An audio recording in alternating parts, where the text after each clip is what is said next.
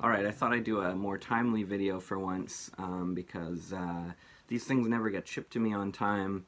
You know, I haven't even got the Iron Maiden LP from Amazon yet, and I know that the Lindsey Buckingham thing hasn't shipped yet.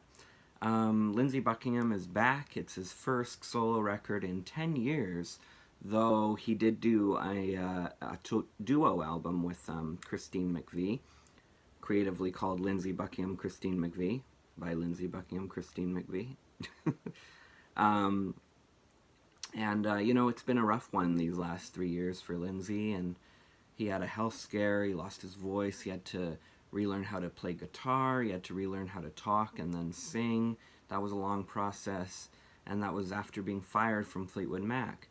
And you know, any prospect of a new Fleetwood Mac album is right out the window, and they didn't even cut anything with Neil Finn and Mike Campbell. You know, I just wanted something from one of the lineups, but looks like that's not the case. It's been 18 years since the studio album, and quite a while since that extended play, which didn't really go anywhere. They didn't even put out a physical copy of it. But yeah, I digress. So I've been listening to this as I, you know, have come home from work the last few nights.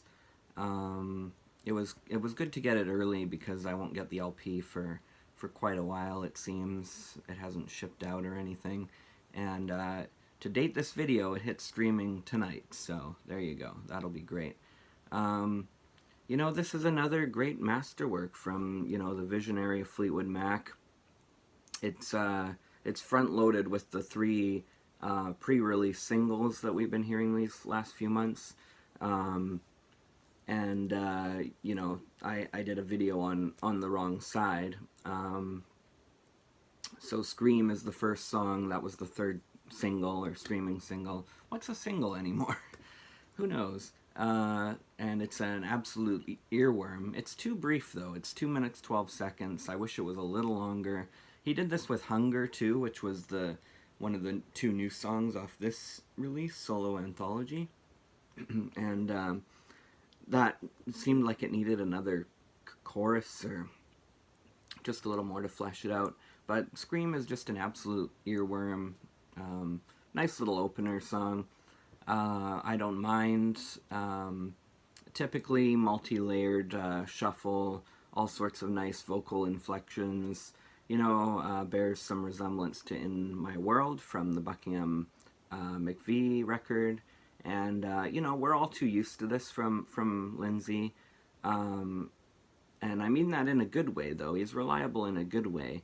But he does all that kind of studio trickery and layered production with lots of different vocals coming in that are all him. You know, he always does it all on these solo albums. On the Wrong Side, I mentioned quite a bit in that one video. It's a rollicking tune with a soaring chorus, amazing solo at the end, reminiscent of a lot of his live freak out solos, and yeah, so you know, front loaded with the hits. Not that these are big hits anywhere, but for the fans, right? Swansong was my favorite one after a few listens. Actually, I could have told you that the first listen. I was kind of like, whoa, like it's really unique, fantastic drum work, kind of a Spanish-influenced guitar, beautiful, and a choir of hocketing Buckinghams in the chorus. They're like, like all these different... That's the best way I have to describe it. I don't know if hocketing is a term that was kind of invented for Animal Collective Records with Panda Bear there, but that's a whole other story. But that's what I would describe all the Buckingham voices coming in. Blind Love is a tender, slow-paced piece. Time, Lindsey really likes talking about time, you know, he's got Time, Precious Time off of Gift of Screws, Time, This Is the Time of Out of the Cradle, End of Time from Seeds We Sow. This is another slower, introspective song, Blue Light, similar title to Paul Simon's LP from a few years back, his re-recordings album. So yeah, Blue Light was a treat too. It's a nice twinkly sounding chorus, very uplifting sentiment and sound. Power Down is that's Lindsey getting back to the weird. It's my second favorite cut from the album. It's got the token Lindsey weirdness that, you know, dates all the way back to Tusk. And he's still got the weird. And then he's got the ba ba ba ba and the power down, which is really like high pitched for, you know, his age now.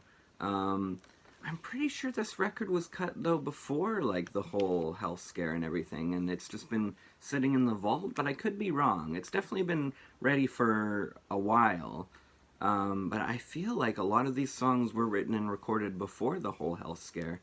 But yeah, this one, again, Power Down, houses some of my favorite guitar playing. Santa Rosa is kind of in the other direction. It's definitely my least favorite, but it's a decent song. It's fine enough, but I don't know, the chorus is just kind of boring, like a little repetitive.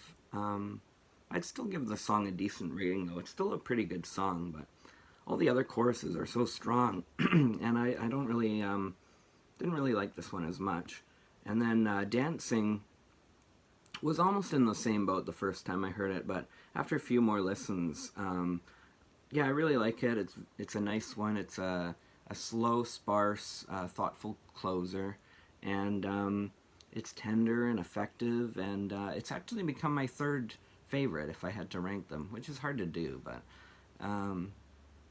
yeah, it overtook, you know, On the Wrong Side and Scream and all those songs.